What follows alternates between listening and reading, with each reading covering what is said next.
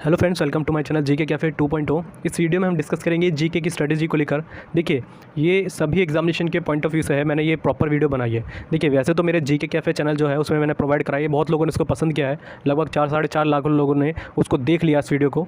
But ये मैंने हर examination के पॉइंट ऑफ व्यू से बनाई है और वो बनाई थी एसएससी के ही पॉइंट ऑफ व्यू से। ठीक है, कई लोग कह रहे थे कि हम इस एग्जामिनेशन की तैयारी करें तो हमको क्या स्ट्रेटजी रखनी चाहिए, या स्टेनो की कर रहे हैं, या कई बोलते हैं हम रेलवेज़ की कर रहे हैं, कई बोलते हैं हम एयरफोर्स की तैयारी कर रहे हैं और जीके में सबका वेटेज ज़्यादा है, तो कैसे मार्क्स लाए जा सकते हैं। और ये ध्यान रखिएगा, मैं खासकर अगर एसएससी का पॉइंट ऑफ व्यू से बताऊं तो एसएससी के MTS, CGL, CHSL, steno, CPO सभी एग्जामिनेशन में, खासकर सीजीएल 2018 का जो रिजल्ट आया उसमें लोगों ने मेंस में टॉप किया है बट फाइनल सिलेक्शन नहीं ले पाया। आप खुद सोचिए क्या रीज़न रहा होगा। प्री में मार्क्स कमी के कारण रहा है और सबसे बड़ा रीज़न यही रहा है जीके में, जो उनके मार्क्स बहुत कम रहे हैं क्योंकि उन्होंने उसको बहुत लाइट लेके लिया। ठीक है, तो इसके अंदर हम क्या क्या डिस्कस करेंगे मैं आपको बता देता हूँ। पहली बात तो सभी एग्जामिनेशन के पॉइंट ऑफ व्यू से है। दूसरी बात कि एसएससी के हिसाब से देखें तो 40 नंबर लाने अचीवेबल हैं कि नहीं, तो मैं ज़रूर कहूँगा आ सकते हैं। मेरे खुद आए हैं, एक बार नहीं 2 बार आए हैं, तो ऐसा मत सोचिएगा कि कई बार तुक्के से हो जाते हैं, तो तुक्के से तो एक ही बार होता है। और कोई भी एग्जामिनेशन हो एसएससी के, सीएचएसएल वगैरह में मेरे 35 प्लस हमेशा रहे हैं। ठीक है, तो याद रखिएगा, इसको कैसे स्ट्रेटजी के हिसाब से बताना है वो मैं आपको बता रहा हूँ। दूसरी बात ये बहुत इंपॉर्टेंट है कि ये भी कई बार पूछा जाता है कि प्रीवियस ईयर्स की वोकेबलरी कितनी हमारे लिए सफिशिएंट है। ये बहुत बार पूछा गया है कि अगर हम इतना कर लेते तो हमारे इतने मार्क्स आ जाएंगे कि नहीं, तो ये भी देखेंगे कितना इसमें हम रिलाय कर सकते हैं एसएससी के प्रीवियस ईयर्स या कोई भी एग्जामिनेशन हो उसके प्रीवियस ईयर्स के ऊपर। ठीक है, इसके बाद देखेंगे कितना घंटे पढ़े एक दिन में या महीने कितने लगातार हम इसमें अटैच रहे इस सब्जेक्ट को लेकर। राइट, तो वीडियो को स्टार्ट करते हैं। देखिए, सबसे पहली चीज़ क्या है, पढ़े कैसे। तो मैं आपको कई बार बोलता हूँ, अपने एग्जामिनेशन के पॉइंट ऑफ व्यू से पहले पैटर्न समझिए। पैटर्न आपको कहाँ से मिलेगा, वो आपको मिलेगा प्रीवियस ईयर से। ना तो मेरी मानिए, ना किसी एग्जामिनर की मानिए। एग्जामिनर बोले तो या किसी बेस्ट जो टीचर है आपके पॉइंट ऑफ व्यू से मत जाइए। आप पहले प्रीवियस ईयर के लगातार 4 से 5 क्वेश्चन को खुद ही देख के एक ओवरव्यू करिए कि क्या कहना चाह रहा है एग्जामिनेशन और उसका टारगेट किस तरफ है। ठीक है, पहली बात ये, और मैंने खुद ये अप्रोच अपनाई थी इसलिए मैं आपको बता रहा हूँ। दूसरी बात देखिए, अगर मैं एसएससी के बता रहा हूँ, अगर एसएससी के पॉइंट ऑफ व्यू से अगर आप जीके की तैयारी कर लेते हैं तो मैं नहीं समझता यूपीएससी को छोड़ के एसएससी कोई एग्जामिनेशन की अगर आप जीके कर लेते तो ऐसा कोई एग्जामिनेशन नहीं है कि आपके जीके में मार्क्स कम आए, अगर आप उसके हिसाब के लेवल की तैयारी कर लें। क्योंकि एसएससी में जीके का लेवल वाकई में बहुत अच्छा होता है, मेरा मानना है ये। और अगर आप कर लेते तो बहुत छोटे छोटे एग्जामिनेशन जैसे हरियाणा में होते हैं या कोई भी स्टेट लेवल के होते हैं, जैसे कोई भी महाराष्ट्र वगैरह हो गया या राजस्थान के कुछ एग्जामिनेशन है, वहाँ पर आप इजीली कर लेंगे। पहली बात क्लियर हो गई। अब देखिए क्या है पैटर्न, कैसे समझ में आएगा, तो मैं आपको एसएससी के हिसाब से समझाऊँ तो आपको जीके आपको कैसे पढ़नी है। कई लोग बोलते हैं टॉपर की एनसीईआरटी पढ़िए, तो इतना ज़रूरी नहीं है। एनसीईआरटी एक यूपीएससी लेवल वाले बच्चे के लिए होती है, ना हमारे लिए। मैंने खुद एनसीईआरटी नहीं पढ़ी है, हालांकि मैंने तैयारी करी थी पहले, मेरे एग्जामिनेशन में कम मार्क्स से जीके में, बट मैंने कई लोगों से सुना तो मैंने एनसीईआरटी करी। बट एनसीईआरटी बहुत ही लेंदी हो जाता है, बहुत ज़्यादा टाइम लगता है, इतना हमको करने की ज़रूरत नहीं है। हमको देखिए एसएससी और यूपीएससी के बीच में डिफरेंस पता होना चाहिए। यह नहीं कि हम यूपीएससी लेवल की तैयारी कर रहे हैं तो बेवकूफ़ी है, क्योंकि आपको अदर सब्जेक्ट में भी उतना ही टाइम देना है। ठीक है, पहली बात क्लियर हो गई। दूसरी बात देखिए, एनसीईआरटी नहीं करना, बट ये ज़रूर बोलूँगा डीप थोड़ा आपको पढ़ना पड़ेगा। डीप का मतलब क्या है, देखिए मैंने आपको कई जैसे जगह बताया, एग्जांपल से समझाता हूँ, बहुत अच्छे से आपको समझ में आ जाएगा। जैसे राजा रवि वर्मा, मैंने आपको कई बार बताया अपनी स्टैटिक जीके की बुक जब मैंने आपको प्रोवाइड कराई थी या वीडियोज़ में, तो मैंने बताया था राजा रवि वर्मा के बारे में। क्या बताया था कि वो कहाँ के हैं। ये क्वेश्चन एसएससी के सीजीएल 2016 में पूछा गया था। तो कौन से स्टेट के हैं, केरल के हैं। क्या थी उनकी, क्या किस चीज़ से जुड़े हुए थे, तो याद रखिएगा चित्रकार थे, ये भी मैंने आपको बताया था। ठीक है, अब देखिए एसएससी में क्या था, अगर आप पेपर में जाके सीधे देख लेते राजा रवि वर्मा क्या थे, ये क्वेश्चन पूछा गया था सीजीएल के 2016 में, तो हम डायरेक्ट टिक लगा के निकल जाते चित्रकार थे। बट अगर आपने थोड़ा डीप में नहीं पढ़ा होता, उसके अगले साल ही डायरेक्ट पूछा गया था कि राजा रवि वर्मा का संबंध कौन से राज्य से, और वो क्वेश्चन था केरल। ठीक है, केरल के थे। ठीक है, तो मैं यही आपको समझा रहा हूँ कि अगर थोड़ा डिटेल में नहीं पढ़े होते ना तो बच्चे हमेशा दिक्कत होती है उनकी। फिर इसके बाद एक और बार पूछा गया था सीजीएल 2015 का, बता रहा हूँ मैं आपको, कि हंस दमयंती चित्रकारी जो करी थी ये किन की पेंटिंग है, तो ये किन की थी, राजा रवि वर्मा की। देखिए कितना घुमा घुमा के पूछा गया और एक ही बंदे से। अगर आपने एक ही बार में उनके बारे में थोड़ा डिटेल में पढ़ लिया तो आपको दिक्कत नहीं होगी। अब ये पढ़ना कैसे डिटेल में, ये समझिएगा प्रीवियस ईयर का, जैसे आप कोई प्रीवियस ईयर के क्वेश्चन लेके बैठे तो उसका एक क्वेश्चन मिल गया तो कोशिश करिए उसे एक बार लेके गूगल पे सर्च मारिए, आपको उससे रिलेटेड बहुत इंपॉर्टेंट फैक्ट खुद दिख जाएंगे। इतना आप खुद समझदार हैं, सारे जो तैयारी कर रहे हैं एसएससी की, उनको समझ में आ जाएगा कि इंपॉर्टेंट क्या है। अब उसको नोट डाउन कर लीजिए, ज़्यादातर चांसेस हो जाते हैं कि वो रिपीट कर जाता है आपके एग्जामिनेशन में। ठीक है, जैसे मैं आपको बता देता हूँ कि ऐसे एक बार पूछा गया था अरुंधति रॉय के बारे में, ये भी पूछा गया था। तो पूछा गया था the God of small things book किनकी है, तो उन्हीं की थी। ठीक है, लेखक हैं, ये पूछा गया था। फिर एक बार पूछ लिया गया उनका कौन से स्टेट से संबंध है, बताइए, मैं आपको ये बता रहा हूँ। इनको मैंने आपको बताया बुकर प्राइज़ मिला था, कौन से सन में मिला था। जब तक आपको डिटेल में नहीं पता होगा आपको दिक्कत होगी। कई लोग क्या करते हैं, डिटेल में नहीं पढ़ते, वन लाइनर पढ़ के चले जाते हैं और उन्हीं बच्चों के मार्क्स नहीं आते हैं। ये क्लियर समझ लीजिए, आपको थोड़ा तो टाइम देना ही पड़ेगा। और मैं समझता हूँ 5 से 6 महीने में इतनी मजबूत हो सकती है जीके कि आपके मार्क्स कभी कम नहीं रहेंगे। और देखिए मैं ये ज़रूर मानता हूँ कि अनप्रेडिक्टेबल है ये सब्जेक्ट, बट इतनी तो आपके पास कैपेबिलिटी हो जाती है 5-6 महीने में अगर आप मेरी अप्रोच से पढ़ें तो 30 मार्क्स तो आप इजीली कर लेंगे, कितना टफ भी पेपर होगा। ठीक है, अब बात समझ में आ गई। जैसे स्वामी विवेकानंद के बारे में एग्जाम्पल से समझा रहा हूँ। एक बार पूछा गया रामकृष्ण मिशन की किन्होंने स्थापना की, तो इन्होंने ही करी थी। कब करी थी? 1897 में करी थी, ये पूछ लिया गया था। फिर पूछ लिया गया था कि वेलूर मठ किन्होंने संस्थापक उसके कौन थे, तो यही थे। ऐसे घुमा घुमा के क्वेश्चन बोल रहा हूँ। इस बार मैं बताऊँ SSC के CHSL 2018 की बात है।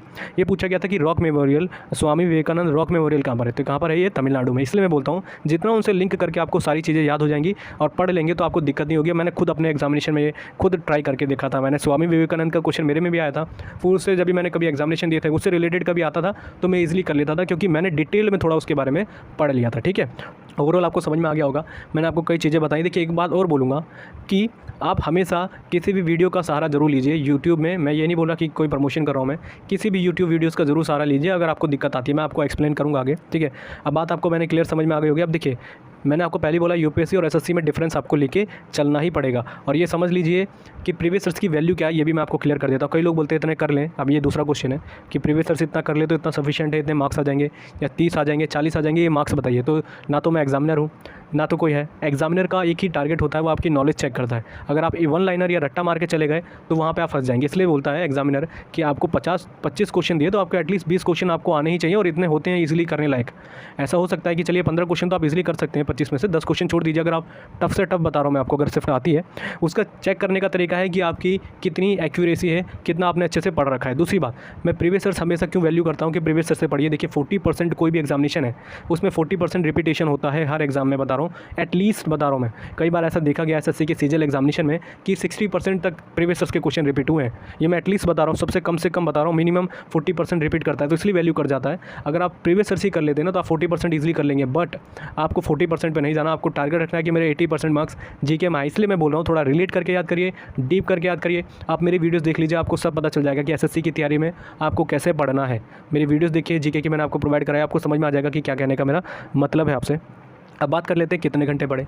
तो मैं हमेशा बोलता हूँ, मैंने टाइम टेबल भी बताया था, SSC के CGL लेवल तक बताया था कि आपको कम से कम तो 8 घंटे तो आपको रखने ही पड़ेंगे CGL के पॉइंट ऑफ व्यू से, आपको टाइम टेबल। और 3 घंटे आप जरूर GK में दीजिए एक दिन के अंदर, और रेगुलर आपको रखना है ये। ऐसा मत सोचिए कि हफ्ते में, कई लोग ऐसे होते हैं हफ्ते में पढ़ते हैं, एक दिन पढ़ लेंगे या 2 दिन टारगेट बनाते हैं। नहीं, आपको डेली रखना है टारगेट, और कोशिश करिए उसको शाम को पढ़ें या कोशिश करिए उसको दिन में पढ़ें। दिन में मतलब बोलने का 10 या 11 बजे के टाइम पे, क्योंकि उस समय फ्रेश माइंड होता है। ठीक है, मैंने हालांकि इसके ऊपर स्ट्रेटेजी बता रखी है, टाइम टेबल आप मेरे चैनल पर जाके देख सकते हैं। अब दूसरी बात क्या है, देखिए पढ़ें, ठीक है, बात समझ आ गई। बुक्स कौन सी हो, तो मैं आपको हमेशा बोलता हूँ बुक्स, कई लोग 90% सीधे बोलते हैं ल्यूसेंट। मैं उसको आज तक बोल रहा हूँ एक प्रॉपर बुक नहीं मानता किसी भी एग्जाम के पॉइंट ऑफ व्यू से। पहली बात है तो छोटी थी और आपको ऐसा लगता है बहुत कम कंटेंट है, अगर आप उसको देखेंगे एक बहुत वास्ट है। दूसरी बात, बहुत वन लाइनर है। ऐसी बात नहीं है कि बुक अच्छी नहीं है, बहुत अच्छी बुक है, बट उसमें कुछ ऐसी कमियाँ हैं ज़रूर जो आपको रेलेवेंसी नहीं दिखेगी उसके अंदर। क्या, पहले मैंने आपको बता दिया वन लाइनर है। जब तक आपको किसी चीज़ के बारे में डीप नहीं पता, जैसे मैंने आपको कई बार, आपने मेरी प्राइम मिनिस्टर की वीडियो देखेगा, गांधी युग के ऊपर मैंने वीडियो बना रखी है, उसको जरूर देखेगा। मैंने आपको इतना डिटेल में बताया कि अगर आपको एक बार उसको कर लेंगे, उस वीडियो को देख लेंगे, तो कभी आपके एग्जामिनेशन में आएगा तो आप छोड़ेंगे ही नहीं, क्योंकि आपको वन लाइनर नहीं करना। आप देखेंगे ल्यूसेंट के बुक के अंदर तो उन्होंने वन लाइनर में दे रखा है, इंपॉर्टेंट फैक्ट दे रखे हैं जिसको रट्टा ही मारना पड़ेगा। महात्मा गांधी जी के बारे में मैंने वीडियो बना रखी है, मेरे चैनल पे जरूर देखिएगा। उस वीडियो को मैंने स्टार्टिंग से लास्ट तक महात्मा गांधी जी के बारे में बता रखा है। यूट्यूब पर आपको ऐसी कोई वीडियो नहीं मिलेगी, उसमें इतनी स्टोरी वाइज बता रखी है कि आपको उसको रट्टा मारने की ज़रूरत ही नहीं पड़ेगी। इसलिए बोला थोड़ा डीप पढ़िए, थोड़ा स्टोरी वाइज पढ़िए, कभी दिक्कत नहीं होगी। ठीक है, और ल्यूसेंट को मैं एक अच्छा आइडियल बुक नहीं मानता, फिर भी मैं बोलता हूँ अगर आपको ल्यूसेंट पढ़नी है, पढ़िए, एक अच्छी बुक है। आपके पास अदर और सोर्सेज नहीं है तो आपको कैसे करनी है तो मैं आपको बता देता हूँ। ल्यूसेंट पढ़िए और साथ ही साथ प्रीवियस ईयर्स लेके चलते रहिए। अगर आपको ल्यूसेंट में कोई टॉपिक में दिक्कत आती है, जैसे मान के चलिए दिल्ली सल्तनत में आ रही है, तो तुरंत यूट्यूब का सहारा लीजिए और उसको देखिए वीडियोज़ को, और वीडियो के थ्रू आपको जो इंपॉर्टेंट लगता है उसको नोट डाउन करिए। बट ये याद रखिएगा UPSC और SSC में डिफरेंस जरूर है। एक प्रवीण सर है, मैं उनको बहुत अच्छा टीचर मानता हूँ, BPSC की तैयारी कराते हैं वो, और उन्होंने अपने चैनल पर बहुत सी हिस्ट्री की बुक बता रखी है। बट SSC वाले उसकी तरफ मत जाइएगा, क्योंकि वो कई जगह SSC को छोड़ के UPSC लेवल तक की बताते हैं, जो इतना लंबा हमको करने की ज़रूरत नहीं है। हाँ, देख सकते हैं, बट इंपॉर्टेंट ही वो देखिएगा जो आपके एग्जाम के पॉइंट ऑफ व्यू से है। अब इंपॉर्टेंट कैसे पता चलेगा, तो मैंने बोला है प्रीवियस ईयर्स के क्वेश्चन से आप समझिए कि कैसा लेवल हमारे एग्जामिनेशन में पूछा जा रहा है। ठीक है, और प्रीवियस ईयर्स के लिए मैं आपको बोलता हूँ घटना चक्र ले सकते हैं, किरण की बुक ले सकते हैं, राकेश यादव पब्लिकेशन की बुक आती, कोई भी ले लीजिए, वो आप अपने चॉइस के हिसाब से ले सकते हैं। ठीक है, दूसरी बात क्या है, अब मैंने आपको बता दिया प्रीवियस ईयर्स के क्वेश्चंस देखिए, फिर आप उसके साथ ल्यूसेंट को लिंक करके पढ़िए, और अगर आपको कोई दिक्कत आती है तो यूट्यूब वीडियोस देखिए, आपको दिक्कत नहीं आएगी। ठीक है, अब बात क्लियर हो गई होगी, मैंने यहाँ तक आपको समझा दिया बुक्स आपको कौन सी पढ़नी है। बुक से मैं आपको क्लियर कर देता हूँ। स्टैटिक जीके के ऊपर मैंने ई बुक बना रखी है, बहुत लोगों ने उसको बहुत पसंद किया है। उसका लिंक मैंने डिस्क्रिप्शन में प्रोवाइड करा रखा है, आप वहाँ से ले सकते हैं, नहीं तो व्हाट्सअप का नंबर ही आपको मिल रहा है, वहाँ पे मैसेज करिए, मैं आपको डायरेक्टली वहाँ पे प्रोवाइड करा दूँगा, क्योंकि लिंक से लोगों को दिक्कत होती है, वहाँ पे बहुत सी डिटेल्स मांगी जाती है। बात क्लियर हो रही है। उसमें आपको देख के पढ़ के लगेगा कि हाँ कुछ समझ में आ रहा है, थोड़ा डिटेल में मैंने नॉलेज दे रखी है, चाहे आप स्टैटिक जीके का कोई भी देखेंगे, और साथ ही साथ अपडेट करके देता रहूँगा मैं आपको। तो ओवरऑल मैं आपको ये चीज़ समझा रहा हूँ, मैं कोई प्रमोशन नहीं कर रहा हूँ स्टैटिक जीके का, बट लोगों को पसंद आती है। आप मेरे वीडियोस देखिए, मेरे चैनल पे जीके कैफ़े देखिए, चैनल का नाम है, जाइए प्लेलिस्ट देखिए। आप उससे अलग आपको कोई अगर वीडियोस अगर आपको पसंद आए स्टैटिक जीके की, तो मैं बोलूँगा कि ऐसा हो नहीं सकता।